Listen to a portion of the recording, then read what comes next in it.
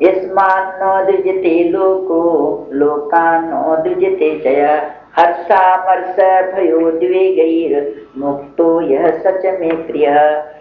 और उससे दूसरे जीव को कोई को उद्वेग नहीं होता, किसी को भी दुखी नहीं करता। किसी को पहले गीता जी में 16वें अध्याय में जो ये आएगा दैवी संपत्ति, उसमें सबसे पहले अभय, न किसी को भयभीत करता न खुद भयभीत होता। तो उसके स्वभाव से, उसके कर्मों से कोई को उद्वेग नहीं होता मन में, और खुद भी किसी के द्वारा उद्वेग नहीं प्राप्त होता। कोई अपने मन के विपरीत किसी कोई कर भी देता है तो भी वो उद्वेगित नहीं होता, कोई बात नहीं, स्वभाव हो गया कोई बात नहीं। मन में वो दुखी होकर नहीं बैठता, उसको मंथन नहीं करता भीतर से। अन्ना अपने को ऐसा करता है कि कोई दुखी हो उससे, अन्ना अपने होता है। और हर समर्श दोनों से अलग हो जाता है। अमर्ष किसी को देख करके, किसी की उन्नति देख करके चलता नहीं है, और अपने को बहुत मिल गया तो इतना हर्षित नहीं हो जाता कि उसमें घमंड आ जाता, वो भी नहीं होता। और भय उद्वेग आदिकों से रहित है, भयभीत नहीं होता, उसका मृत्यु तक का भय नहीं लगता। ठीक है, वही भगवान का रूप है। भाई जी को जब मृत्यु का समय आया था तो भगवान हंस रहे थे भाई जी, और हाथ जोड़ के बोल रहे थे कि भगवान मैं तो पहचान रहा हूँ कि भगवान ने गीता में कहा ना अमृत में हूँ मृत्यु भी में हूँ। तो सब देखते थे, भगवान मैं तो पहचान रहा हूँ, आप इस रूप में मेरे पास आ रहे, जरा परिवार वालों को समझा दीजिए, उनको समझा दीजिए, उनको डर नहीं है, ऐसे नहीं हो जा, ये नहीं हो जा। जिनको भय रहता और समय भयभीत रहते हैं, जरा से में बीमार न हो जाए कि नुकसान नहीं कर जाए, कोई चोर नहीं आ जाए, कोई डाकू नहीं आ जाए, कोई मेरा अपमान नहीं कर दे, हर समय भय में जीते रहते हैं। तो कहते हैं ये भय में उद्वेग होता है, तो कहते हैं न भय होता है न उसको उद्वेग होता है, वो भक्त मुझको बहुत प्रिय है। अनपेक्ष शुचिर दक्ष उदासीनो गतव्यथ सर्वारंभ परित्यागी यो मद भक्त समय प्रिय। भगवान अपने प्रिय के सब लक्षण बताते जा रहे हैं। कहते हैं जिसकी कोई आकांक्षा नहीं, ऐसे हो जाए, ये हो जाए, ये हो जाए, ऐसे करने में कोई आकांक्षा नहीं, वो अपने जो दे रहा भगवान अपनी इच्छा से मेरी भलाई के लिए दे रहा।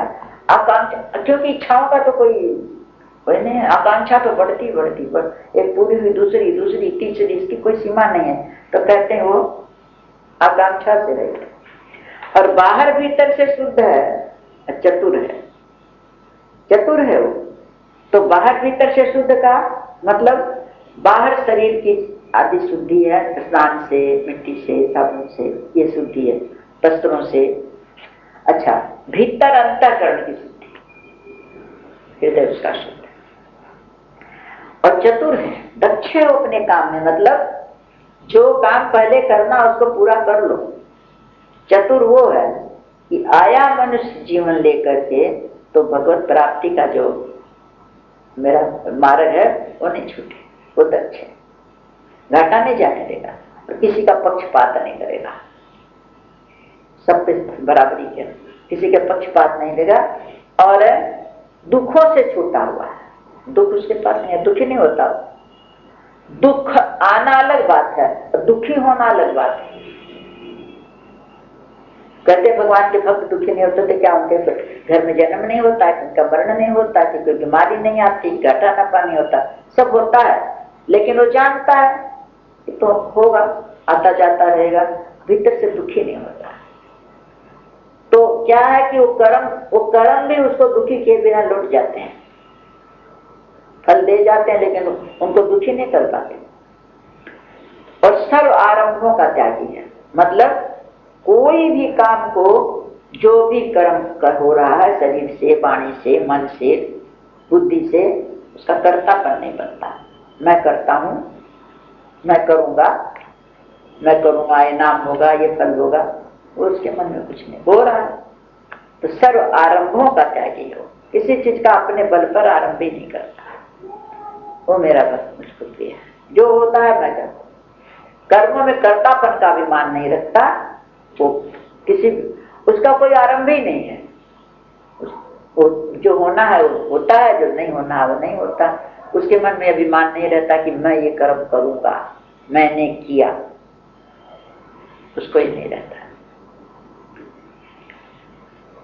यो न हृष्यति न द्वेष्टि न शोचति न कांक्षति शुभाशुभ परित्यागी भक्ति मान्य समय प्रिय। इस श्लोक में दादी बहुत बोलती थी, कोई बात होती थी मैं दादी ये श्लोक बोलती थी। जो न कभी हर्षित होता है,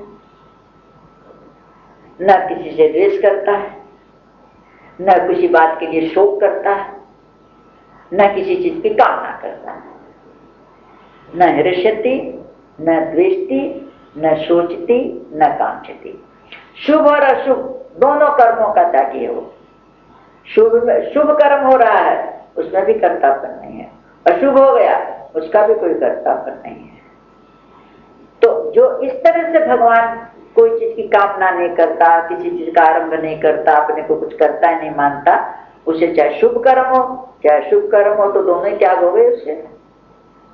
शुभ का फल उसको चाहिए नहीं, हमारा शुभ कर्म का फल तो नहीं चाहिए, आपको अर्पण कर दिया, अशुभ का आपको कैसे अर्पण करो, अशुभ आपको कैसे दे दो। भगवान बोले ठीक है तुम मत दे, अशुभ तुम मत दे, लेकिन वो तो फिर मेरा हक हो गया ना। तूने दुकान सारी दे दी किसी को तो ऐसा तो नहीं होगा कि उसमें जो लेना है किसी से उसका कागज तो उसका हो गया, किसी को देना उसका कागज दूसरे का थोड़ी होगा, जो लेगा वो देगा। तो तू शुभ अशुभ से, जब शुभ से तेरे को मतलब नहीं तो अशुभ से तेरे को क्या मतलब, कहते दोनों का त्यागी हो गया। वो भक्ति युक्त पुरुष मुझको प्रिय है। शुभ अशुभ सबसे परे, लाभ हानि से सबसे परे, ना किसी का शोक ना हर्ष, ना जो हो रहा हो रहा, दृष्टा बन के रहता खाली देखने वाला।